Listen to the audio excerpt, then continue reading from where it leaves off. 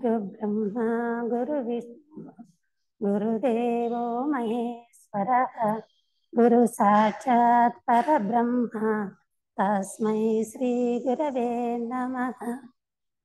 गुरु परंपरा की जीवन्मुक्त महात्मा की మా హృదయపూర్వక నమస్కారం.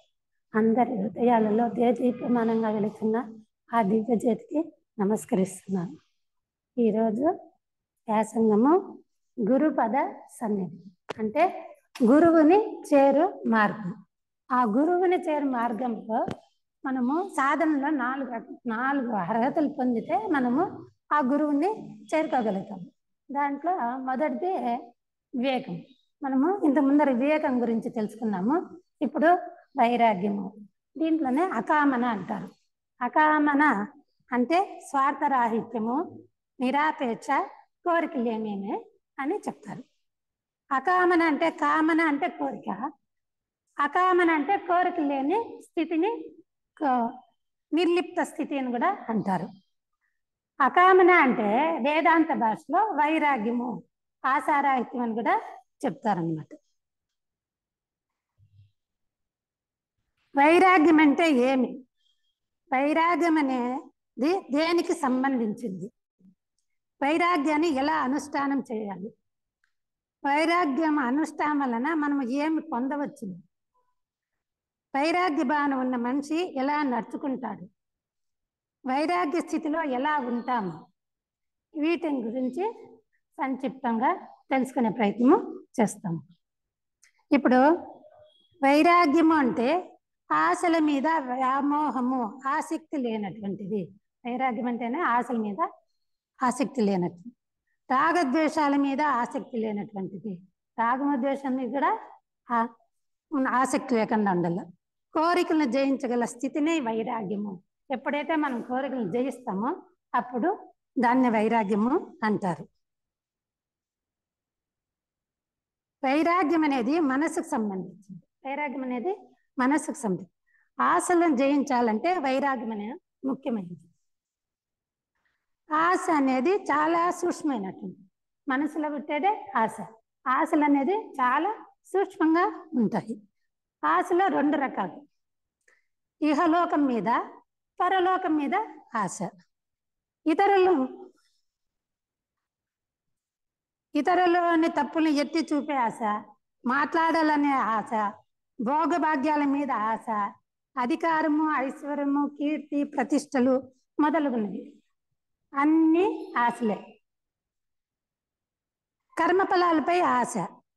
మన కర్మఫలాలపై కూడా మనకు తెలియకుండా సూక్ష్మం అని చెప్పినాం కదా, దాని మీద కూడా ఆశ అనేది ఉంటుంది. ఇతరుల వ్యవహారంలో తలదూర్చడం, ఇవన్నీ కూడా ఆశలే అన్నమాట అని చెప్తా ఉన్నారు. ఇవన్నీ కూడా ఆశలే. ఇవన్నీ ఎక్కడ పుడతాండాయి? మనసులో పుడతాండాయి. ఆశ ఫస్ట్ చూస్తానంటే ఏమవుతుంది? మనసు ఆశపడుతుంది వస్తుంది. అదేమవుతుంది? ఆ చూస్తానంటే ఏమవుతుంది? గ్రహిస్తుంది. మన ఇంద్రియాలు గ్రహిస్తాయి. గ్రహించినప్పుడు అది కావాలంటుంది. అదే కోరిక అవుతుంది. ఆ కోరిక నాకే కావాలా, ఎట్లయినా నేను పొందాలా అనుకునేదే ఆసక్తి అన్నమాట. ఈ మాదిరిగా మనలో ప్రతిరోజు ప్రతి సెకండ్ మనకు తెలియకుండానే ఈ వ్యవహారం జరుగుతూనే ఉంటుందంట. మన మనసులో ఆశలు ఎట్లా ఉత్పత్తి అవుతాయి ఎట్లా అనేది వాళ్ళు చెప్తారనమాట. ఇంకా ఆసక్తిని ఇంకా దృఢంగా అంటే ఎట్లయినా నేను సాధించి తీరుతాను అని ఇంకా దృఢమైన ఆసక్తి అంటే ఏదైనా కూడా నేను సాధించి తీరుతాను, అది ఏదన్నా కానీలే, వ్యవహారంలో కానీ ఆధ్యాత్మికంగా కానీ సాధించి తీరుతాను అనేసి అది ఇంకా దృఢంగా, ఆ దృఢంగా ఆశపడేదాన్ని ఇచ్ఛాశక్తి అని కూడా ఇచ్ఛాశక్తితో దృఢపరచుకుంటారు. మనం ఏమనుకుంటామంటే నాకు ఆశలే లేవు, ఏమనుకుంటాం పైన మనమా నాకు ఆశలే లేవు. ఎలాంటే మనం ఆధ్యాత్మ రంగంలో ఈ మార్గంలో నడుస్తాను కదా, మనలో పర్సెంటేజ్ తగ్గింటుంది కానీ సూక్ష్మంగా ఆశలు ఉంటాయి. అవి గమనించలే. అయ్యో నేను ఆధ్యాత్మ రంగంలో చిన్నబ్బా నేను ఆశలన్నీ వదిలేసినాను అని ఒక మనకి అపోహ ఏమంటే నేను అన్ని వదిలేసినాను అనేది ఒక అభిప్రాయం. అపోహ కన్నా అభిప్రాయం. నేను అన్ని వదిలేసి నాను అనుకుంటాం కానీ ఆశలు చాలా సూక్ష్మంగా ఉంటాయి. ఆశలు అనేది చాలా సూక్ష్మంగా ఉంటాయి. ఆశలను జయించాలంటే క్షణం క్షణము హెచ్చరికగా ఉండాలి. మనం ఎప్పుడైతే ఆశలను జయించాలనుకుంటామో ప్రతి ఒక్క క్షణం కూడా మనము హెచ్చరికగా ఉండాలి. ఇప్పుడు ఎందుకు హెచ్చరికగా ఉండాలంటే ఆ ఆశ అనేది ఎట్లు పుడుతుంది ఏమని మనం తెలుసుకోవాలా ఏది కావాలో అది. వైరాగ్యము అన్నారు కదా, వైరాగ్యము అంటే ఆశను జయించేది. ఎట్లా వైరాగ్యం వస్తే మనం ఆశను జయించు అనేది తెలుసుకోవాలంటే మనం క్షణం క్షణము హెచ్చరికగా ఉండాలి. దానికి ఎట్లా ఏం చెప్తారంటే ప్రపంచంతో ఎంత అటాచ్మెంట్గా ఉన్నామా, ప్రపంచంలోని వస్తువులు పదార్థాలతో ఎంత వ్యామోహం పెట్టుకొని ఉన్నామా. చూడు, ప్రపంచంతో ఎంత అటాచ్మెంట్గా ఉన్నామా, ప్రపంచంలో వస్తువులపై ఎంత వ్యామోహం పెట్టుకొని ఉన్నామా, లేదంటే ఆ ప్రపంచంలోనే మనం మునిగిపోయినామా అనే దాని మీద వైరాగ్యం అనేది నిర్ధారణ అవుతుంది. వైరాగ్యం ఎట్లా నిర్ధారణ అవుతుంది? మనం ఈ ప్రపంచం మీద ఎట్లా నడుచుకోవాలంటే దాని మీద మనలో వైరాగ్యం ఎంత ఉంది అనేది మనకి నిర్ధారణ అవుతుంది అన్నమాట. మన యొక్క ఆశను వివేకంతో సరిగ్గా అర్థం చేసుకొని అనుష్ఠానం చేస్తే మనలో వైరాగ్యాన్ని నిర్ధారించవచ్చు. ఎప్పుడైతే మనము అప్పుడే చెప్పలేదా, మన యొక్క ఆశను వివేకంతో, వివేకం అంటే ఏమి? శాశ్వతమా అశాశ్వతమా, సత్యమా అసత్యమా, ప్రధానమా అప్రధానమా, ముఖ్యమైందా అముఖ్యమైందా, ఉపయోగమా అనుపయోగమా, నిరుపయోగమా, తప్ప ఒప్ప, ఇవన్నీ వివేకానికి సంబంధించినట్టు. ఈ వివేకం దృష్టితో మనం చూసినామంటే వైరాగ్యం అనేది మనకు కలుగుతుంది, లేకపోతే వైరాగ్యము కలగదన్నమాట. దానికి అనే బెసెంట్ కూడా వైరాగ్యం అంటే ఏమైనా అమ్మ అనే బెసెంట్ ఏం చెప్తాండారంటే, మనసు మరియు ఇంద్రియాలు అప్రియమైన విషయాలపై అవధానంగా ఉంటాయి. మన అప్రియమైన వాటి మీద ఉదాసీనంగా ఉంటాయి. అక్కర్లేని దాని మీద ఏమవుతుంది? మనము ఉదాసీనంగా ఉంటాం. రాగద్వేషాలకు అంటుకోకుండా సమచిత్త స్థితిలోని భావమే వైరాగ్యము. రాగద్వేషాలకు అంటుకోకుండా మన మనసు సమచిత్త స్థితిలో ఉండేదే వైరాగ్యం అని అమ్మ హనీ బెసెంట్ అమ్మ చెప్తా ఉన్నారు. ఇది ఆశ మనసు అంటే మనకందరికీ తెలిసిందే. ఈ దేహంలో ఒక అంగము, దాని పని ఏమి తెలుసుకున్నాము. ఇప్పుడు వైరాగ్యం గురించి తెలుసుకునే ప్రయత్నం చేస్తాం. ఎలాంటే వైరాగ్యానికి చాలా ముఖాలు ఉన్నాయి. అదే ఇప్పుడు నేను చెప్పలేదు, ఇవన్నీ కూడా వైరాగ్యానికి ముఖాలే అన్నమాట. మనకు ప్రియమైనటువంటి వ్యక్తి సావిన మూలక దూరమైనప్పుడు, మనకి ప్రియమైనటువంటి వ్యక్తి చనిపోతే ఆ దూరమైనప్పుడు కూడా మనకి వైరాగ్యం కలుగుతుంది. మరియు మహత్వాకాంక్షకు సంబంధం ఉన్న సాధన. నేను మహత్వాకాంక్ష, నేను ఈ గురువు చేరు మార్గంలో నేను శిష్యుడు కావాలనేది మనకి ఒక మహత్వాకాంక్ష. ఆ కాంక్షకి ఏమంటే సంబంధం ఉన్న సాధన. కర్మవశాత దూరమైనప్పుడు తాత్కాలిక వైరాగ్యం కలుగుతుంది. నేను ఈ మార్గంలో నడుస్తా ఉంటాను, సాధన చేస్తా ఉంటాను. మన ఇంటి పరిస్థితులే అనుకో, మన ఇంటి పరిస్థితుల్లో దానికి కుదరకుండా పోయానుకో, అప్పుడు సాధన చేయలేవు. అప్పుడు ఏమనిపిస్తుంది? అప్పుడు కూడా మనకి వైరాగ్యం. చూడు, నేను ఇట్లా గురువులు శిష్యులు కావాలని అనుకుంటే నాకు ఏదో ఒక తొందరలు వస్తానే ఉన్నాయి, నేను చేయలేకుండా పోతానని అక్కడ కదా చిన్న భావం అనేది, వైరాగ్య భావం మనకి ఏర్పడుతుంది.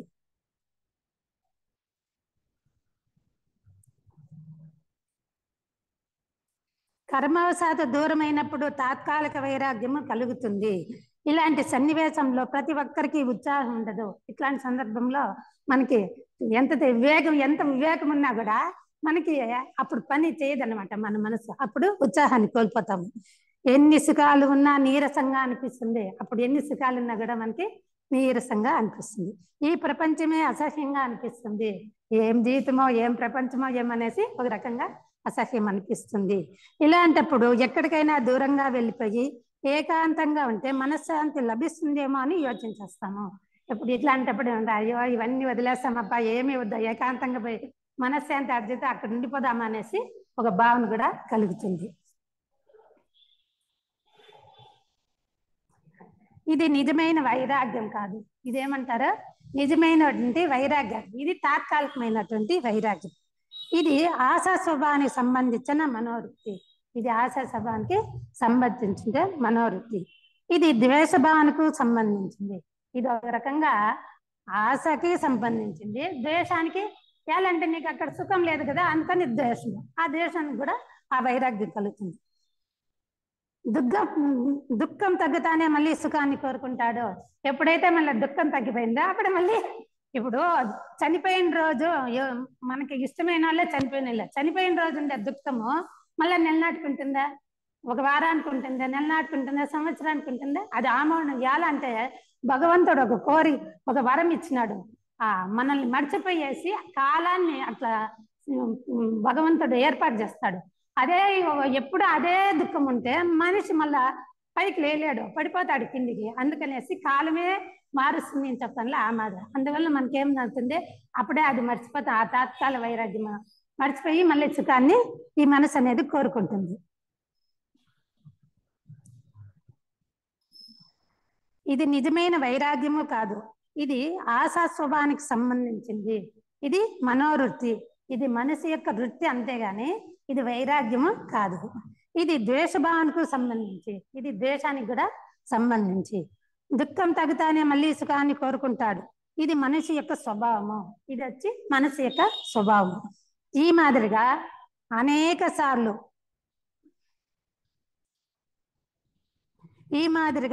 సార్లు పునరావర్తన జరిగి నిజమైనటువంటి వైరాగ్య భావన మనలో అంకురిస్తుంది. ఈ మాదిరి ఒకటే పరి వైరాగ్యం రావాలంటే రాదన్నమాట. ఎన్నో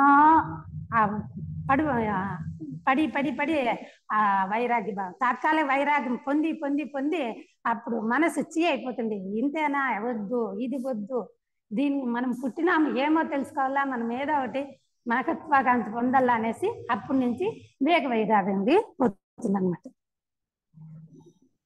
ఈ మాదిరిగా అనేక సార్లు పునరావర్తన జరిగి నిజమైనటువంటి వైరాగ్య భావన మనలో అంకురిస్తుంది. ఆ వైరాగ్యం అనేది ఒక భావన అన్నమాట. ఆ భావాన్ని మన లోపల పుట్టుతుంది అన్నమాట, అంకురిస్తుంది. అయినా పైన చెప్పిన విధంగా తాత్కాలికంగా, ఇప్పుడు ఇవన్నీ చెప్పినారు కదా, దాన్ని తాత్కాలికంగా ప్రసూతి వైరాగ్యము, మనకు తెలిసిందే కదా ప్రసూతి వైరాగ్యము, అప్పుడు బిడ్డలే వద్దు ఇంకా సాధు అనుకున్నాం. అది పురాణ వైరాగ్యము. ఎంతసేపు అయినా మనం పురాణం విన్నప్పుడు అబ్బా ఎంత బాగుంది, ఈ సంసారమే వద్దు, ఈ బంధనే వద్దు అనేసి అనుకుంటాము. శ్మశాన వైరాగ్యం, ఎవరైనా చనిపోయినప్పుడు ఏమనుకుంటాము, ఆ బాధ చూడలేక అయ్యో ఇది కూడా మనకు వద్దురప్ప అనేసి మనం అనుకో. ఇవన్నీ కూడా ఆవశ్యకమైనటువంటి, అమ్మ ఏం చెప్తాంది, ఇవన్నీ ఆవశ్యకమే.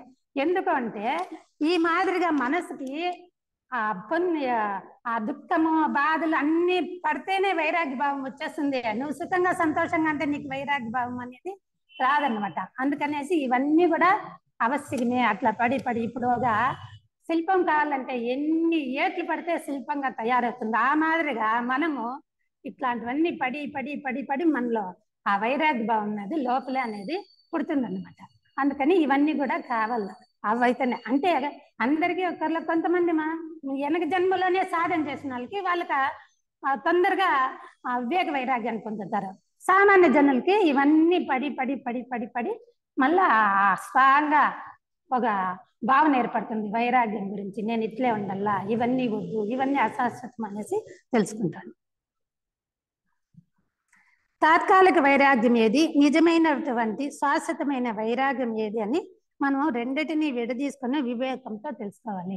తాత్కాలికమైన వైరాగ్యం ఏది, శాశ్వతమైన వైరాగ్యం ఏది అనేది మనము ఇక్కడ వైరాగ్యం వస్తున్నట్టే మనము పరీక్ష చేసుకోవాలి. ఇది తాత్కాలికమైన వైరాగ్యమా, శాశ్వతమైన వైరాగ్యమా అనేసి మనము పరీక్ష చేసుకోవాలి. ఎట్లా అంటే ఇప్పుడు ఒక వస్తువు ఉంది, తినాలా అనుకుంటాము, తింటాము, మళ్ళీ తినాలంటే ఏమవుతుంది, అక్కడ తినల్లా అనేది మళ్ళీ ఒక వైరాగ్య భావన, తిందాము అనిపించేస్తుంది. కానీ శాశ్వతం అంటే ఇప్పుడే కడుపు నిండా తిన్నావు, మళ్ళీ యాలు తింటావు, అవసరంలా నీ కడుపు అనేస్తే వివేకంతో అంటే ఆ వైరాగ్యమే. ఇది అనిత్యమైనది, క్షణభంగరమైన ఈ ఆశ నేను యాల దాసన అవుతాను అనేసి ఎప్పుడు అనుకుంటామో అప్పుడు వివేక వైరాగ్యం వస్తుంది. లేదా నీకు ఆ మాదిరి అనిపించినా కూడా నువ్వు తిన్నా అంటే నువ్వు తాత్కాలిక వైరాగ్యంలోనే ఉంటావు. ఈ మాదిరిగా ప్రతి ఒక్క విషయానికి కూడా మనము పరీక్ష చేసుకోవాలా, దేనికి నేను దాసన అవుతాను అనేది తెలుసుకోవాలన్నమాట. తాత్కాలికమైన వైరాగ్యము అసహనంతో ఆర్భాటంతో కూడుకొని ఉంటాయి. తాత్కాలం అంటే సహనం ఉండేలా, అసహనంతో ఆ నిమిషంలో ఇప్పుడు ఎవరైనా ఏమంటారు ఓర్చుకుంటాము, ఏమి బదాయించలేక గట్టిగా వాళ్ళని వాదించలేక అసహనంతో వైరాగ్యంగా ఉంటాము. అయ్యో వాళ్ళు మాటకు ఎవరు లెబ్బ మనం గెలుస్తామో అని సర్దుకు ముంగోని ఉంటాము, అంతే అనమాట. అది తాత్కాలికమైనటువంటి వైరాగ్యము. కానీ నిజమైన వైరాగ్య భావంతో ఉన్న మనిషి, ఎవరైతే నిజమైన వైరాగ్యాన్ని పొందుంటారో ఆ భావన ఉంటుంది, ఆ మనిషి ఎట్లుంటాడు అనేసి చెప్తాను. శాంతంగా సహనుగుణంతో ఉంటాడు. ఎప్పుడు వాడు సహనంతో ఉంటాడు, శాంతంగా ఉంటాడు, ప్రశాంతంగా ఉంటాడు. అన్నిటినీ తత్వదృష్టితో విమర్శ చేస్తాడు అని నేను చెప్పలేదా? తత్వదృష్టి అంటే వివేకంతో విమర్శ చేస్తాడు. ఇతరులతో సహానుభూతితో నడుచుకుంటాడు. ఇతరులతో కూడా సహానుభూతితో నడుచుకుంటాడు. అయినా అతనిలో కూడా చిన్న చిన్న వ్యసనపు చిహ్నలు ఉంటాయి. అయినా కూడా వాళ్ళ కూడా ఆ వైరాగ్యం ఉన్న కూడా చిన్న చిన్న దోషాలు అనేది ఉండే ఉంటాయి ఆ వ్యక్తి ఇతరులకు. కానీ వాస్తవానికి అనివార్యవు ఉండనే ఉంటాయి. కానీ వాస్తవానికి ఇవన్నీ కూడా అనివార్యమే. ఎలాంటే మనం జన్మ తీసుకొని వచ్చినామంటే పరిపూర్ణమైంటే మనం రానే రాము, ఎప్పుడు అపూర్ణమో కాబట్టి మనలో అన్ని దోషాలు ఉంటాయి అన్నమాట. కానీ పర్సెంటేజ్ ఒక్కొక్కరిలో ఒక్కొక్క పర్సెంటేజ్ హెచ్చు తక్కువ ఉంటుంది, కానీ ప్రతి ఒక్కరిలోనే దోషాలు అనేది ఉండే ఉంటాయి. వైరాగ్య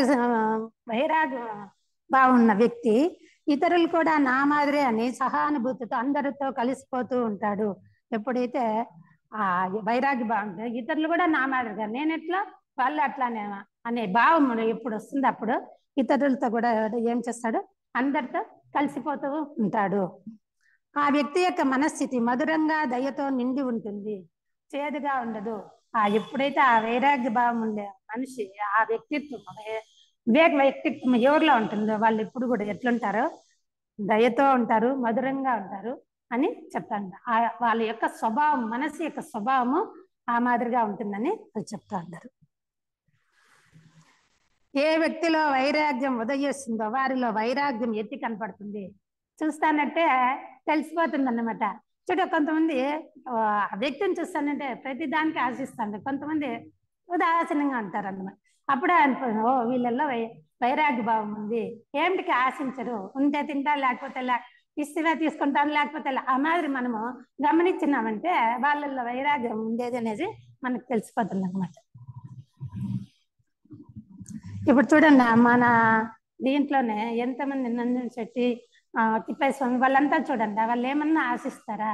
ఏం ఆశిస్తారు, ఎప్పుడు ఏం పెడితే అది తీసుకుంటారు. ఆ మాదిరిగా వాళ్ళని చూస్తేనైతే మనకి అర్థమైపోతుంది వీళ్ళు వైరాగ్యం ఎట్లాంటి వాళ్ళు, వీళ్ళల్లో వైరాగ్యం ఉందా లేదనేది తెలిసిపోతుంది. దుఃఖం మూలకంగా తాత్కాలికమైన వైరాగ్యము ఉదయిస్తుంది. తాత్కాలిక వైరాగ్యం ఎట్లా వస్తుందంటే దుఃఖం వచ్చినప్పుడు తాత్కాలికమైనటువంటి వైరాగ్యం వస్తుంది. వివేకం మూలకంగా శాశ్వతమైనటువంటి వివేకం ఉదయిస్తుంది. వివేకము శాశ్వతమైనటువంటి వైరాగ్యం వస్తుందంటే వివేకంతో ఉదయిస్తుంది అనేసి చెప్తారనమాట. వైరాగ్య భావంతో మన హృదయం రాయిలా కాకుండా ఉదాసీనంగా ఉండకూడదు. కొంతమంది ఎట్లుంటారంటే వైరాగ్యం అంటే కఠినంగా ఉంటారు. వాళ్ళ హృదయమే ఏం నీ హృదయమా ఏం అంత కఠినంగా ఉండవే, రాయిలా ఉండవే అని అంటారు చూడు పెద్దోళ్ళు. ఆ మాదిరిగా నేను వైరాగ్యము, నేను ఏమిటికే అంటుకోను, నేను ఏమి ఇది చేసుకొని అంటారు కదా, వాళ్ళ హృదయం వాళ్ళు కఠినంగా పెట్టుకుంటారు. అది కూడా పనికిరాదు, కఠినంగా కూడా ఉండాల. అటాచ్మెంట్ లేకుండా ఉండాల, ప్రేమ దయ కరుణ అవన్నీ ఉండాలన్నమాట. అట్లా లేకుండా నేను అన్నిటిని వదిలేసినామనేసి ఆ హృదయాన్ని కూడా ఒక కఠినంగా రాయిలాగా పెట్టుకుంటారన్నమాట.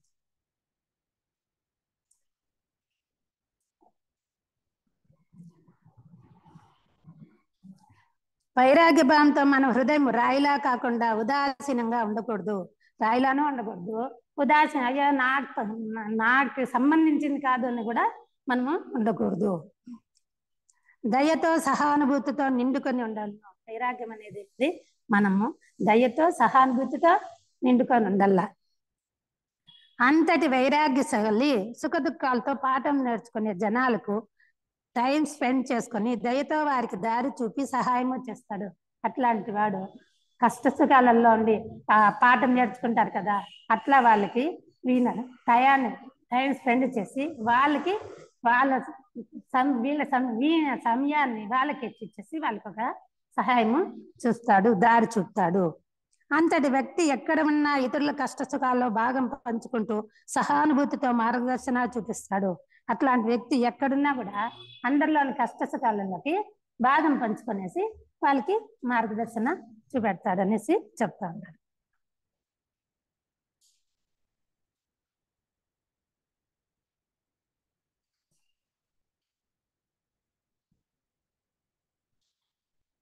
నిజమైనటువంటి వైరాగ్యము నిత్య జీవితంలో అనుష్ఠానం చేయాలంటే ప్రతిరోజు ఉదయాన్నే వైరాగ్య స్వరూపాన్ని గురించి ధ్యానం చేయాలి.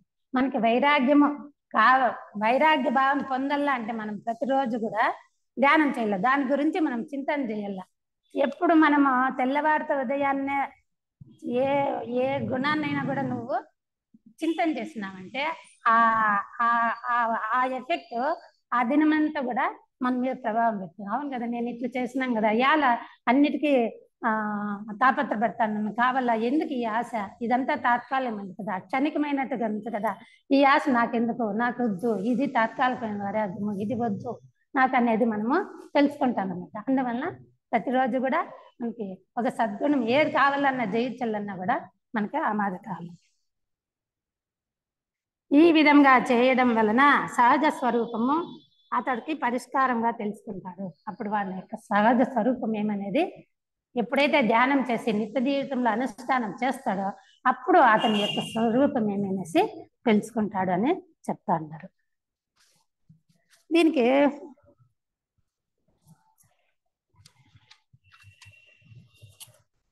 ఇంకా దీన్ని ఇంకా ఈజీగా చెప్పాలంటే వైరాగ్యానికి ఒకే వాక్యంలో డెఫినేషన్ చెప్పాలంటే చూడు, వైరాగ్యం అంటే ఏమేమో యోచన ఏం చేయక్కర్లా, ఎంత సింపుల్ గా చెప్తాండారు, అంతే కష్టంగా ఉంటుంది. కానీ మనం తెలుసుకుంటా అంటే ఆచరించేదానికి సమయాన్ని బట్టి మనము కొన్నిసార్లు అయినా కూడా మనము పాటించగలుగుతాం అన్నమాట.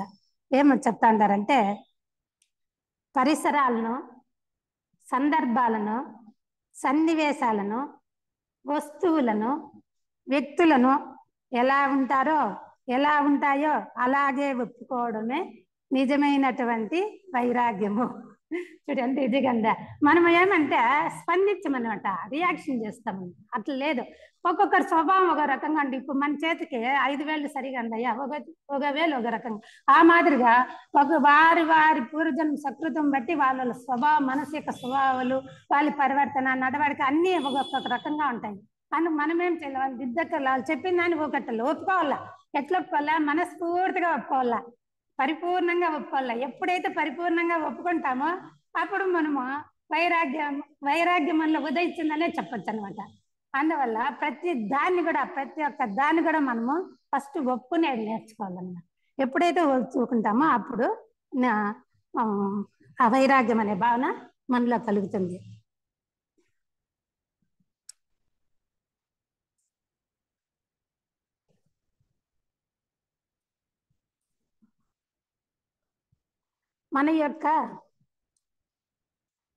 మనము ప్రపంచంలో ఎంతటి వ్యామోహంలో ఉండామో అనే దాని మీద వైరాగ్యం నిర్ధారిస్తుంది. కానీ మన యొక్క ఆశను వివేకంతో సరిగా అర్థం చేసుకొని అనుష్ఠానం చేస్తాంలే మనలో ఉండే వైరాగ్యాన్ని నిర్ధారించవచ్చని చెప్తా ఉన్నారనమాట.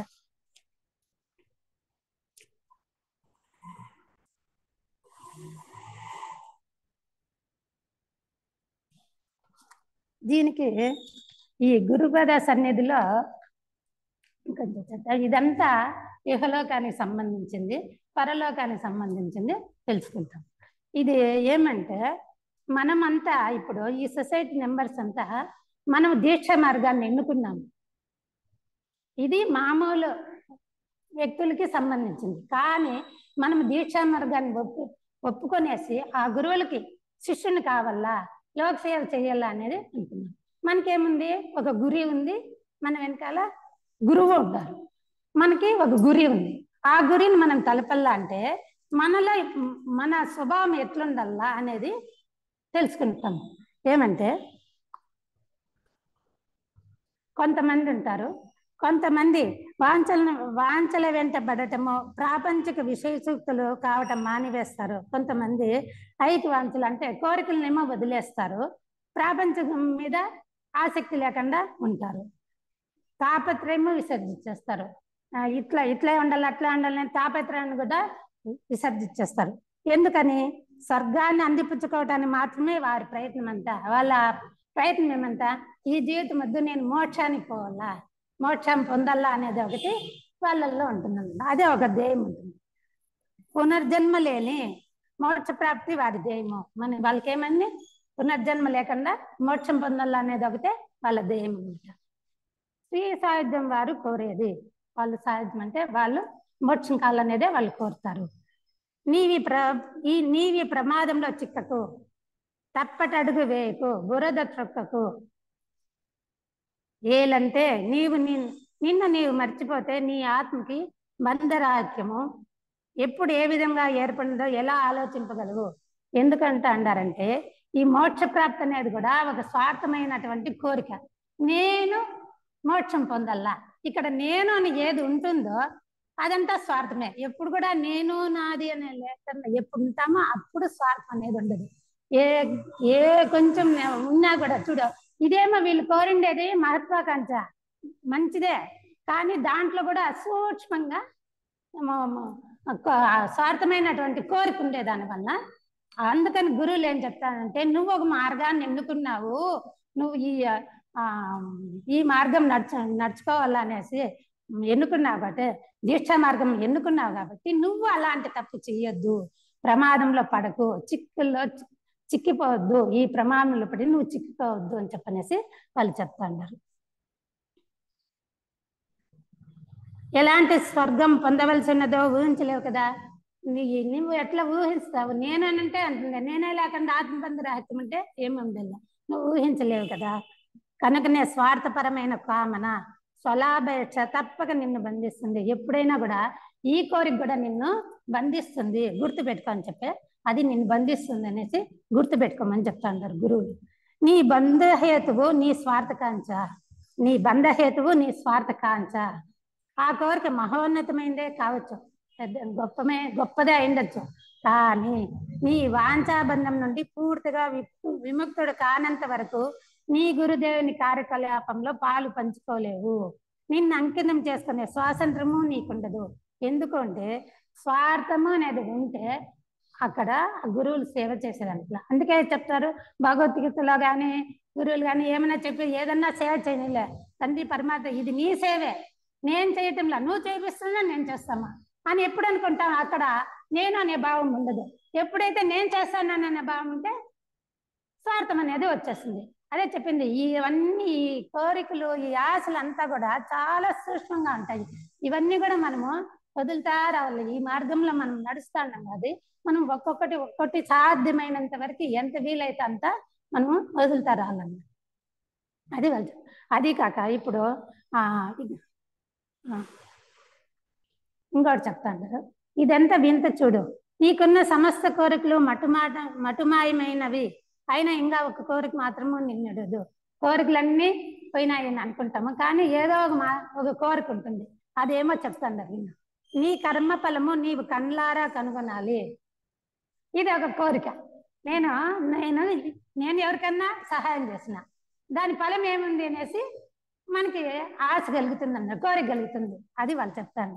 నీవు ఒకరికి సహాయం చేసిన నీ సహాయం వానికి ఎంతవరకు ఉపయోగపడిందో తెలుసుకోవాలని, నీవు చేసిన సహాయం అతడు కూడా అర్థం చేసుకోవాలని అనిపించవచ్చును. ఇది నీ కోరిక కదా.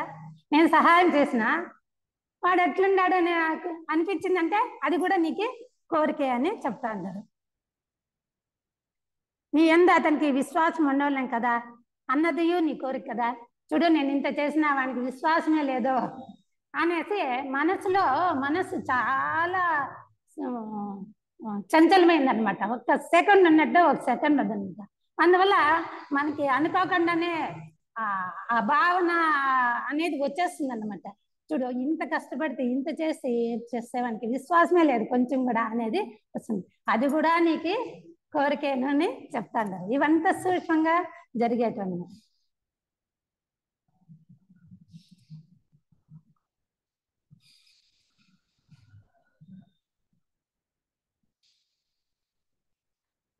పరుని విశ్వాసాన్ని అర్థించినట్లే కదా అంటాడు. నీ సర్వశక్తిని దారబోసి నీవు ఒకరికి తోడ్పడ్డావు, దానికి ఒక ఫలితం ఉండాలి. నీవు చూచినా చూడకున్నా ఇది సహజ సిద్ధాంతం. నువ్వు చేస్తావు, దానికి ఫలము ఖచ్చితంగా ఉండేది. కర్మ సిద్ధాంతం మనకు అందరికీ తెలిసింది కదా. ఏ జరిగినా కూడా ఆ ప్రతి ఒక్క దానికి కర్మఫలం అనేది ఉన్నే ఉంటుంది. ఇతిహాసంగా చాలా వివరంగా చెప్పింది కర్మ సిద్ధాంతాన్ని గురించి. ఒక వెంట్రుకంతా కర్మ కూడా ఒకరిది ఒకరు తీరంట. కర్మదేవతలు అంత పర్ఫెక్ట్ గా వాళ్ళ కర్మని వాళ్ళకే అనుభవించేట్టుగా ఇస్తారనమాట. కర్మ కర్మ కర్మ కర్మకు ఫలము. కర్మ చేస్తే దానికి ఫలం అనేది ఉన్నే ఉంటుంది. ఇది నీకు తెలుసు. అందుకే న్యాయధర్మాలైన కర్మలను న్యాయధర్మాల కొరకు మాత్రమే, న్యాయధర్మం కర్మ న్యాయధర్మానికే చెయ్యాలన్నమాట. తత్పరంగానే నీవు చెయ్యాలి. నువ్వు చెయ్యాల, న్యాయంగా ధర్మంగా చెయ్యాల, నువ్వు చెయ్యాలి అంతే. అంతేగాని నువ్వు ఫలితాన్ని ఆశించకూడదు. ప్రత్యామ్నాయంగా ఏదో ఫలాన్ని బహుమాన గౌరవాలను ఆశించకూడదు. బహుమానము నన్ను గౌరవించలేదనేది కానీ, బహుమానమే లేదే, గిఫ్ట్ లేదే అని కూడా అవన్నీ కూడా మనము ఆశించకూడదు అంటాడు. కర్మను కర్మార్థమే చేయాలి. కర్మగా చెయ్యాలి అంతే. కర్తవ్యాన్ని కర్తవ్య దృష్టితో చేయాలంటాను. ఆ మాదిరి చేయాలి కనుకనే చేయాలి. మనం చేసేదానికే వచ్చినాము. కర్మభూమి ఇదే. కర్మలు చెయ్యాల, కర్మలు చేయకుండా ఉండే చెయ్యలేదు. అందువల్ల కర్మలు చెయ్యాలా, ఫలితాన్ని మటుకు ఆశించకూడదు. లోకాన్ని నీవు ప్రేమిస్తున్నావు, ఫలితాన్ని కండ్లారా కనుగొనాలన్నట్టు కోరిక కాదు. నువ్వు లోకాన్ని ప్రేమిస్తున్నావు కానీ నువ్వు ఫలితాన్ని కోరకూడదు అని చెప్పనేసి చెప్తా అన్నారు. లోక సేవకై నిన్ను నీవు అర్పించుకోవాలి. సమర్పణమే సమర్పణ, స్వార్థ త్యాగమే సర్వ సమర్పణ. లోక సేవకై నిన్ను నువ్వు అర్పించుకోవాలా, అంతేగా సమర్పణ. పూర్తి స్వార్థ త్యాగం. మనలో ఇంత కూడా స్వార్థం అనేది లేకుండా ఎప్పుడైతే మనం అర్పిస్తామో అదే సర్వ సమర్పణము. నేను నాది అనేది లేకుండా సర్వమా అర్పించినామంటే అదే సర్వసర్పణం. లోక సేవకై మనల్ని ముచ్చల్ల. ఒకసారి చెప్తారు కదా, ప్రాణం ఇచ్చిపెట్టేదని కూడా మనం రెడీగా ఉండాలంట. ఆ గురువులు నీకు ఎప్పుడన్నా ఒక స్ఫురణ ఇచ్చిందనుకో, అప్పుడు కూడా మనము ఏ చేసేదానికి మనం రెడీగా ఉండాలి. అందుకే మనము ఉదయాన్నే లేస్తానంటే గురువుల మీద మనకి ఎప్పుడైతే విశ్వాసము నమ్మకము అనేది ఉంటుందో అప్పుడు తండ్రి గురుదేవ నేను మనసుని పూర్వసిద్ధి చేసుకున్నా, నువ్వు ఏ కాలం ఏమి ఇచ్చినా కూడా నేను సేవ చేయడానికి రెడీగా ఉన్నాను అని ఒక పాజిటివ్ థింక్ చేస్తే అది మన మీద ప్రభావం పడుతుంది. చిన్న చిన్న పనులే కానీ మనకి ఇచ్చిన అవకాశాన్ని మనము వదలకూడదు. ఇది కూడా గురువు సేవే. మనము గురువులకే ఎక్కడో పై లోకాలపై సూక్ష్మ లోకాలపై సేవ చేయడంలే. ఈ లోకంలో ఉంది ఒక చెట్టుకి ఇది చేసినా కూడా అది గురుసేవే. అక్కడ ఎట్లా అంటే మన యొక్క భావనే అట్లుండల్లా. ఇది నేను చేస్తానులా, ఇది గురుసేవ అనే భావంతో మనం చేయాల. వాళ్ళు చేయిస్తాండారు, నేను చేస్తాను అంతే. ఆ మాదిరిగా భావన ఉండాలా అని చెప్తాండారు.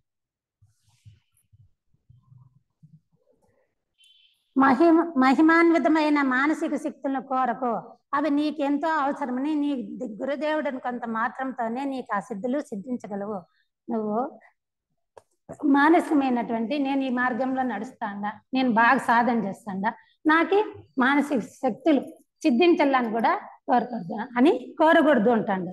గురుదేవులకి మనం ఎప్పుడు శిష్యులం అయిపోయినామంటే గురువులకు తెలుసు మన కెపాసిటీ ఏముంది, మనకి ఎప్పుడు ఇవ్వాల అనేది వాళ్ళకి తెలుసు అనమాట. అందువల్ల మనము ఏమీ కూడా కోరకూడదు. అసలు మనకు కోరే అర్హతే లేదన్నమాట.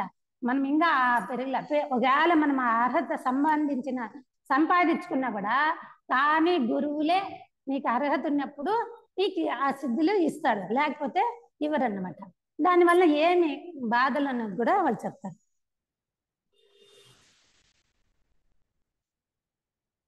గురుదేవుడు అనుకొంత మాత్రంతోనే నీకు ఆ సిద్ధులు సిద్ధించగలవు. వాటిని బలాకర్షణ చేయరాదు, వాటిని బలవంతంగా ఆకర్షణకి చేయకూడదు. వాటి అకాల ఆగమనం వల్ల అనేక అనర్థాలు ఆవహించగలవు. మనం ఇచ్చేసినామంటే మనకి అనేకమైన అనర్థాలు కూడా కలుగుతాయని చెప్తారు. ఒకదాని అంటే ఒకటి కష్ట పరంపరలు పంచుకొని వస్తాయి. మనం అట్లా ఆశించినామంటే మన కష్టాలు దాని మీద ఒకటి వస్తాయి. కష్ట సుఖాలు ఒంటరిగా రావు, పరివారంతో కలిసి వస్తాయి. అవి బంధువులు మాదిరి అన్ని కొడుకునేసి ఒకేసారి వచ్చేస్తాయి అని చెప్తా అన్నారు. అవి మోసగిస్తాయి, తాము ఆవహించిన వారిని తప్పుదారి పట్టిస్తాయి. మనం ఏమనుకుంటామంటే నాకు సిద్ధి కలిగిందంటే ఒకరి యొక్క బాధను కష్టాన్ని తీర్చొచ్చు అని చెప్పి ఇప్పుడు చాలా బాధపడతా ఉంటారు. అదే గాన నాకు ఆ సిద్ధి ఉంటే వాని బాధని తీర్చేసిండొచ్చు కదా అని ఒక కోరిక. ఆ మాదిరిగా మనము అనుకుంటాము, కానీ వాళ్ళు ఏం చెప్తారంటే అది తప్పుదారి పడిస్తాయి. ఎందుకంటే ఎప్పుడైతే మనం ఆ సిద్ధిని పొందుతామో మనలో గర్వం అనేది ఆటోమేటిక్గా వచ్చేస్తుంది. వాడు గర్విష్ట అవుతాడు, తప్పు చేయడము తనకు చేత కాదంటాడు, తప్పు చేసేది నా చేత కాదంటాడు. కానీ ఎప్పుడు గర్విష్ట అవుతాడో అప్పుడు అహంకారం అనేది ఉండే దాంట్లో వాడు తప్పు చేసేస్తాడు అనమాట.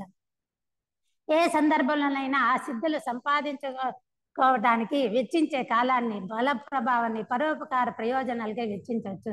ఏ కారణమైనా కూడా నువ్వు దానికోసం నువ్వు కాలాన్ని వ్యర్థం ఇచ్చేసుకోవద్దు. పరోపకారానికి నీ శక్తిని ఉపయోగించు, అది నీ క్షేమము అని చెప్పనేసి చెప్తాను. సిద్ధులు తమంత తామే పరిమాణ క్రమంలో వచ్చి తీరుతాయి. ఆ సిద్ధుల వల్ల నీకు సత్వర ప్రయోజనం ఉన్నదని గురుదేవుడు అనుకుంటే నిరపపాయంగా వాటిని ఎలా ఆవిష్కరించాలో ముందుగానే వారు నీకు బోధిస్తారు. నీకు ఎప్పుడు వస్తుందో ఆ గురువులే అనేది నీకు బోధిస్తారని చెప్తాను. అంతవరకు నీ వాటి జోలికి పోకుంటే మంచిది. వాటి జోలికి పోకుండా అంటే నీకే క్షేమం అనేసి చెప్తాను. ఇది కూడా సూక్ష్మంగా కోరికలు అన్నమాట, అందుకనేసి వాళ్ళు అట్లా చెప్తాను. ఇంకోటి, దైనందిన జీవితంలో ఏదో అల్పవాంఛలు కలుగుతూ ఉంటాయి. మన నిత్య జీవితంలో చిన్న చిన్న కోరికలు కలుగుతూ ఉంటాయి అన్నమాట. వాటి ఎడ జాగ్రత్త వహించాలి, మనము జాగ్రత్త వహించాలి. నిన్ను నీవు కాచుకోవాలి, పన్నిగా వాసిగా మెరవాలని ప్రయత్నించదు.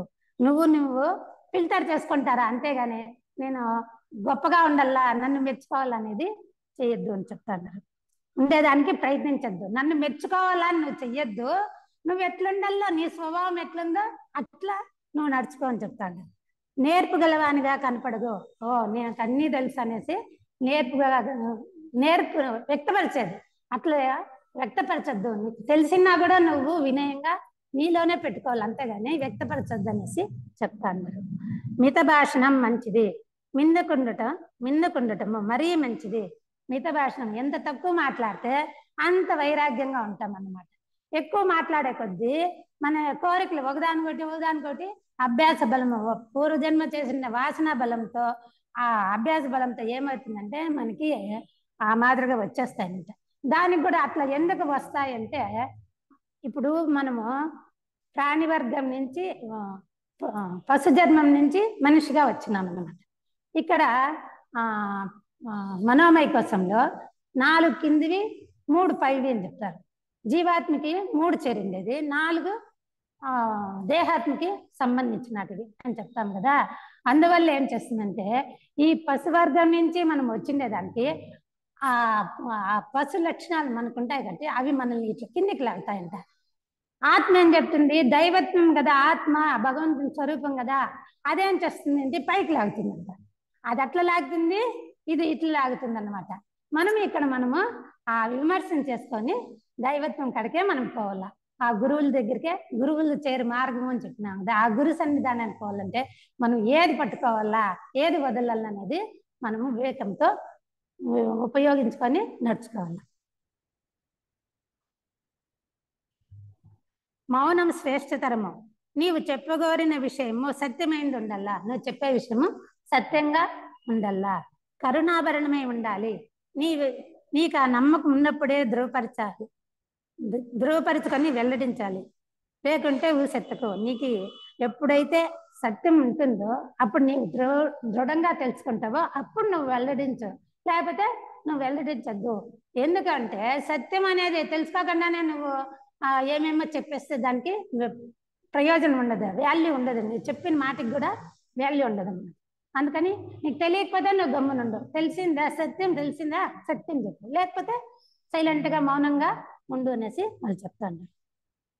మాటకు ముందే ఆలోచన, ఇది అలవర్చుకోవటము అవసరము, చాలా మంచిది. మాటకు ముందు ఆలోచించినామంటే మనము ఎంత కావాలంటే అంత మాట్లాడతాం, కానీ ఎక్కువ మాట్లాడేకి ఓం అనమాట. ప్రసంగించడానికి ముందే వాడబోయే ప్రతి మాటను పరిశీలించుకోవాలి.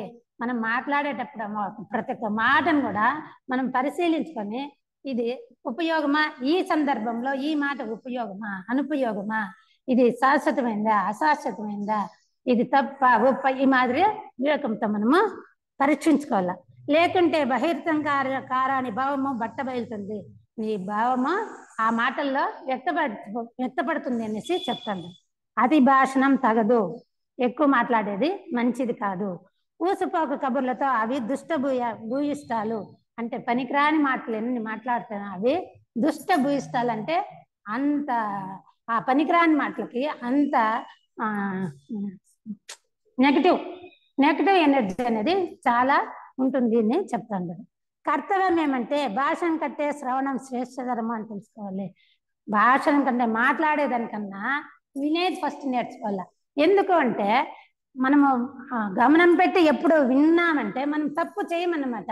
కానీ మనము వినే ఓపిక సహనము లేకుండా ఫస్ట్ మాట్లాడేది వాళ్ళు ఒకరు మాట్లాడుతుంటే వాళ్ళ మాట కంప్లీట్గా మనము నిలపక ముందే మనమేమి మాట్లాడేస్తామన్నమాట. అది మంచిది కాదు అనేసి చెప్తా ఉంటారు గురువులు. వినికిడి వలన విజ్ఞానం విస్తరిస్తుంది. ఎప్పుడైతే మనము సరిగ్గా ఆలకించినామంటే మనలో అనేది విజ్ఞానమైంది. ఇప్పుడు చెప్పిండే ఈ ఒక్క మాటలో నేను ఎట్లా నడుచుకోవాలా, విశేషమైన జ్ఞానం ఉంది, దీన్ని ఎట్లా నేను అలవర్చుకోవాలనేది తెలుసుకుంటాడు. ఇతరులు నీ అభిప్రాయం అని అడగక ముందే నీ అభిప్రాయం వెల్లడించి ప్రయత్నించకు. ఎవరన్నా అడిగితే నీ అభిప్రాయం ఏమీ అడిగితే నువ్వు చెప్పుకొని, లేకపోతే వాళ్ళ అభిప్రాయం అడగకపోతే నువ్వు నీ అభిప్రాయాన్ని తెలపద్దు అని చెప్తా ఉంటాను. అధికార అర్హతల్లో ఒక ముఖ్యాంశం పేర్కొంది. ఇది తెలుసుకున్నట ధైర్యం చేయట ఇచ్చా నిర్ణయము. మనం ఆ అర్హత పొందాల, ఆ గురువులకి శిష్యులు కావాలంటే ఆ అర్హత పొందాలంటే మనకి ఇచ్చాబలము బాగుండల్లా, ధైర్యం ఉండల్లా, తెలుసుకోవాలా, ఎట్లా నడుచుకోవాలా అనేది తెలుసుకోవాలా, ఎంత కష్టం వచ్చినా నేను ఈ దారిలో ధైర్యంగా నడుస్తాననేది తెలుసుకోవాలా. మళ్ళా మనం ఏమనుకున్నామో అది సాధించడానికి మనలో ఆ ఇచ్ఛాశక్తి కూడా దృఢంగా ఉండాల. మౌనధారణ తుట్టతది, మౌన ఆహ్వానము కఠినాతి కఠినమైనది. మౌనం అనేది చాలా మంచిది, కానీ ఆ మౌనం అనేది చాలా కఠినమైనటువంటిది. ఎంత మనం మౌనంగా ఉండాలని ప్రయత్నించినా కూడా పైన మన నోటిని కావాలంటే బిగపెట్టచ్చు, కానీ మనసులో అంటే కదరికి ఏడిపోతాయి, ప్రశాంతంగా ఏడుంటుంది. ఇప్పుడు మనకి ధ్యానం చేస్తేనే మనకు అర్థమవుతుంది ఎన్ని ఆలోచనలు కలుగుతాయి అంటే ఏడపడుతుంది, మనసులో పుడుతుంది కదా, అట్లా మనకి కుదరదు. అందువల్ల ఇది మౌనం అనేది చాలా కఠినమైనటువంటిది, కష్టమైంది. కాబట్టి మనము దీన్ని మౌనం కూడా సాధించాలంటే మనము దానికి కూడా ప్రయత్నం చేయాల. రోజుకి నేను 1 గంట మాట్లాడను, మౌనంగా ఉంటాను. ఆ మాదిరిగా మనం ఒక వారం అట్లా మనం పెంచుకుంటా ఉంటే దాన్ని మనము నిగ్రహించే శక్తి మనకి వస్తుంది, లేకపోతే మనకు రాదు. మనము ఏ దాన్నైనా ఏ సూచనైనా మనం నేర్చుకోవాలంటే ఫస్ట్ నియమం ఉండాలి, శిస్తు ఉండాలి. ఆ శిస్తు పెట్టుకొని శిస్తును మనం పాలన చేస్తేనే మనం దాన్ని సాధించగలుగుతాము, లేకపోతే సాధించలేము. ఆ మాదిరిగా మనము ప్రాక్టీస్ చేస్తా అంటే కూడా మౌనాన్ని పొందవచ్చు. ఎప్పుడు 1 నెల రోజులు మౌనంగా ఉండి ఎవరితో అటాచ్మెంట్ లేకుండా నువ్వు ఉండిపో, నెల అయిన తర్వాత నువ్వు మాట్లాడాలంటే గొంతు కూడా రాదంట. ఆ మాట్లాడకుండా అట్లే ఉండి ఆ స్వరమే రాదు. మళ్ళా నువ్వు మాట్లాడాలంటే మళ్ళా 2-3 రోజులు ప్రయత్నం చేస్తే నువ్వు మామూలుగా మాట్లాడగలుగుతా అంట, లేకపోతే మాట్లాడలేమంట. ఇది నా అనుభవపూర్వకంగా మా తండ్రి గారు ఇట్లా చేసింటే చెప్పిండేది, నాకు తెలిసిండేది కాదు. వాళ్ళు మా ఇంట్లో 1 నెల ఉండి ఆ మాదిరిగా చేసిన దానికి వాళ్ళని చూస్తానంటే అర్థమైంది, వాళ్ళు మాట్లాడకే కాలేదు. 2 రోజులు మామూలు స్వరమే రాల, సన్నగా వస్తుంది కానీ స్పష్టంగా మాట్లాడేకాల. ఆ మాదిరి ఎట్లా అంటే మనం ఆ శక్తిని ఎట్లా ఉపయోగించుకున్నాం, ఆ శక్తిని బయటపరచాలంటే కూడా అంతే శక్తి మళ్ళీ దారికి వస్తేనే మనకు వచ్చేది. అందువల్ల మౌనం అనేది చాలా కఠినమైంది. అందువల్ల మనం దీన్ని నిదానంగా ప్రాక్టీస్ చేస్తా రావాల. ఎప్పుడైతే అట్లా ప్రాక్టీస్ చేస్తుందే మనం మాట్లాడాలనే కోరిక కూడా మనకి తగ్గిపోతా వస్తుంది. నిష్ఠూరంగా అనకతొక్కాల్సిన విషయం ఒకటి ఉంది, ఇంకోటి ఉంది అని చెప్తా అన్నారు. ఇది సర్వసామాన్యమైన దురభ్యాసము. అది ఏమంటే పరుల వ్యవహారంలో తలదూర్చటము. పరుల వ్యవహారంలో తలదూర్చటము చాలా చెడ్డది అని చెప్పనేసి చెప్తాను. అనవసర జోక్యము, ఇతరుల చేతుల్లో మాటల్లో నమ్మికలో నీ ప్రమేయం లేదు. అనవసరంగా నువ్వు జోక్యం చేసుకోవద్దు. వాళ్ళ చేతుల్లో కానీ మాటల్లో కానీ వాళ్ళ నమ్మకంలో నీ ప్రమేయం లేదు. ఒక్కొక్కరు ఒక దాన్ని నమ్మింటారు. అది నీ తప్పు, అది తప్పు, నువ్వు ఈ మార్గానే పోవాలా, ఈ మార్గానే పోకూడదు. కొంతమంది భక్తి మార్గం అంటారు, కొంతమంది జ్ఞాన మార్గం, కొంతమంది కర్మ మార్గం ఎంచుకుంటారు. నువ్వు జ్ఞాన మార్గంలో ఉండే భక్తి మార్గాలని నువ్వు అనేదానికి సోర్స్ లేదన్నమాట.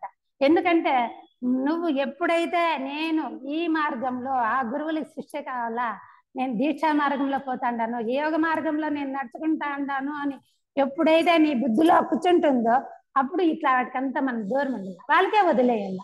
మనం వాళ్ళు అడిగితే మనము చెప్పాలి, కానీ లేకపోతే మనం చెప్పేదానికి జోక్యం చేసుకునేదానికి కూడా మనకి అథారిటీ లేదు అనేసి గురువులు చెప్తా ఉన్నారు. అది నీ వ్యవహారము కాదు, అది నీ వ్యవహారం కాదు, ఇది గ్రహించాలి. స్వేచ్ఛగా ఒంటరిగా వాడిని వదిలేయాలి, స్వేచ్ఛగా ఒంటరిగా వాడిని వదిలిపెట్టేయాలి. వానికి భావ స్వాతంత్రము, వాక్ స్వాతంత్రము, క్రియా స్వాతంత్రము, మనోవాక్యములైన త్రివిధ కర్మాచరణకు సంబంధించిన సంపూర్ణ హక్కు వానికి ఉంది. మనకి వాక్ స్వాతంత్రము ఉంది, క్రియా స్వాతంత్రము ఉంది, మనోవాక్య స్వాతంత్రము వాళ్ళకి స్వాతంత్రం అనేది ఉందన్నమాట. అతడు మరొకరి చర్యల్లో జోక్యం చేసుకోరాదు. నీవు సక్రమమైందని నమ్మిన దాన్ని నమ్మినట్లుగా ఆచరించే స్వేచ్ఛను నీ హక్కుగా ఎలా కోరుతావో ఆ స్వేచ్ఛ హక్కులను వారికి తప్పక నీవు వదిలేయాలి. నీకెట్లా స్వేచ్ఛ కావాలని నువ్వు ఎట్లా కోరుకుంటావు, వాళ్ళకి అట్లాంటి స్వేచ్ఛ కావాలి కాబట్టి వాళ్ళని వదిలేయాలా, వాళ్ళు దాంట్లో నువ్వు జోక్యం చేసుకోవద్దు అనేసి చెప్తా అన్నారు. అంతడు కార్యనిమగ్నుడై ఉన్నప్పుడు వాని ప్రస్తావన తెచ్చే హక్కు నీకు లేదు. వాడు ఆ కార్యంలో నిమగ్నం అయిపోయినప్పుడు వాడు చేసే దాంట్లో ఇది తప్పు ఒప్పు అని చెప్పే అర్హత నీకు లేదు, హక్కు లేదు. అతడు చేస్తున్న తప్పని ఒకప్పుడు నీకు అనిపించవచ్చు, అతడు చేసేది తప్పని ఒకసారి అనిపించవచ్చు. అంటే అందరూ కరెక్ట్గా చేయలేరు కదా, మనం కానీ వేరే వాళ్ళు కానీ ఎవరైనా కానీ ఒక్కొక్కసారి తప్పులు మనము చేస్తాము, వేరే వాళ్ళు చేస్తూనే ఉంటారు. అట్లాంటప్పుడు వాళ్ళు ఎట్లా చెప్తాండారంటే దానికి ఎట్లా చెప్తాండే, దానిని సరిదిద్దాల్సిన మార్గం ఉన్నది, నీకు సరిదిద్దే మార్గం ఉంది. ఎట్లా అంటే యుక్తిగా జనాంతికంగా మాట్లాడేందుకు ఒక చక్కని అవకాశం కల్పించుకో. ఎప్పుడు వాళ్ళని సరిదిద్దాలంటే అవకాశం వచ్చినప్పుడు ఆ తప్పుని సరిదిద్దల్లా ఆ వ్యక్తిలో అని నీకు అనిపించినప్పుడు నువ్వు యుక్తిగా అవకాశాని కోసం కాయల్లా అప్పుడే టకటగాని మాట్లాడేది కాదు.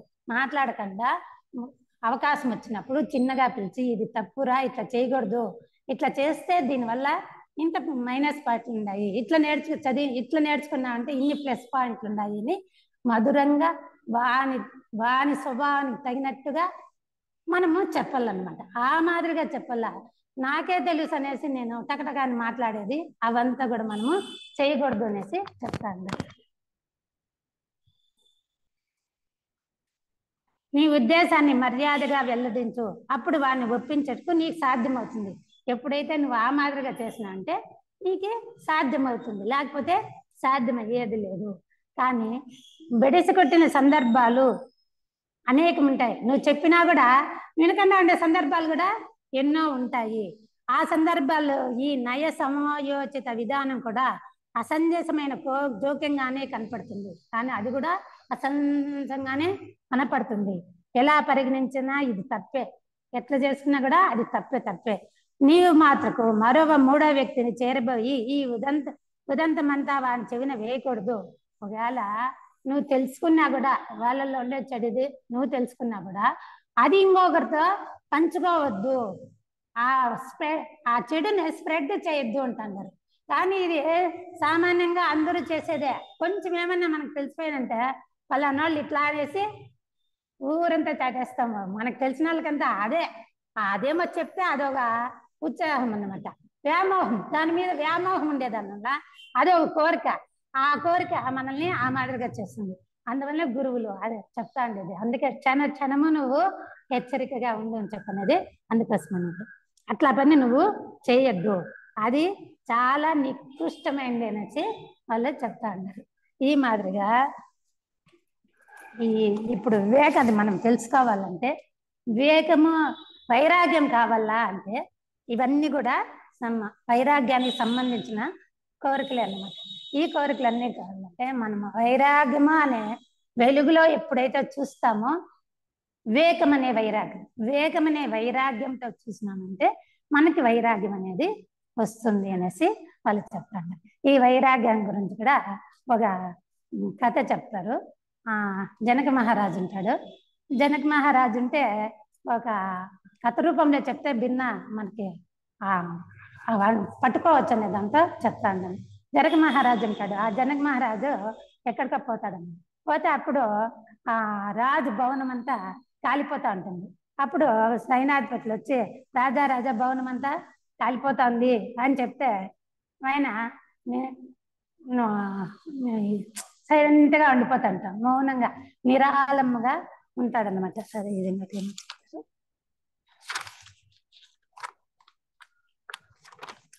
ఫస్ట్ చెప్తున్నా.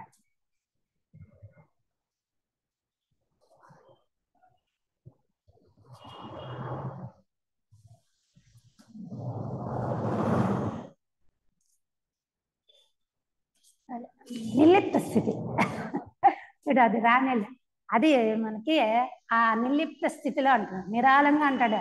ఏమి జరిగినా కూడా ఇప్పుడు వాళ్ళు చెప్పలేదా ఆ మాదిరిగా ఒప్పుకునేస్తాడంట, నిర్లిప్తంగా ఆ భావంతో ఉండిపోతాడన్నమాట. అదే వాళ్ళ కుటీరం భవనం ముందర ఒక సన్యాసి ఉంటాడు. ఆ సన్యాసి కుటీరం వేసుకొని ఉంటాడు. అతనికి రెండు గోచులు ఉంటాయి అన్నమాట. ఆ 2 గోచులు ఉంటే వాడిని కుటీరము అంటుకునేస్తే అప్పుడు ఆ సన్యాసి ఏం చేస్తాడంటే కాపాడండి కాపాడండి కాపాడండి అని చెప్తారన్నమాట. అప్పుడు ఏముండదు దాంట్లో అంటే నా గోచు ఉండదు అంటారంట. అప్పుడు గోచుండే దానికి కాపాడి అని అన్నాడు.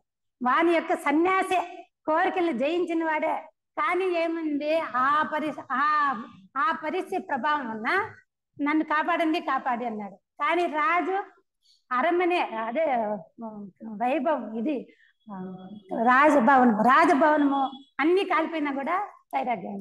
ఆ భావన మనలో ఉండాల. ఎట్లాంటి పరిస్థితి వచ్చినా ఎట్లన్నా వచ్చినా కూడా వైరాగ్య భావంలో ఉండాల. ఆ నిర్లిప్త స్థితిలో మనం ఉండాల. ఏమి జరిగినా ఒప్పుకోవాల. ఫస్ట్ ఆ భావం ఎప్పుడు వచ్చిందో అప్పుడు మనము వైరాగ్యాన్ని సంపాదించినట్టే అని చెప్తా ఉండాలన్నమాట. ఈ మాదిరిగా మనం నిత్య జీవితంలో ఆ మాదిరిగా మనము నడుచుకుంటా వచ్చినామంటే, ఆ మాదిరిగా అనుష్ఠానం చేసినామంటే ఆ గురువులకి శిష్యుని అయ్యే దాంట్లో సంశయమే అనేది ఉండదన్నమాట. మనం ఆ మాదిరిగా మనం చేతనైనంత వరకు మనం ప్రయత్నం చేస్తా ముందరికి పోదాము.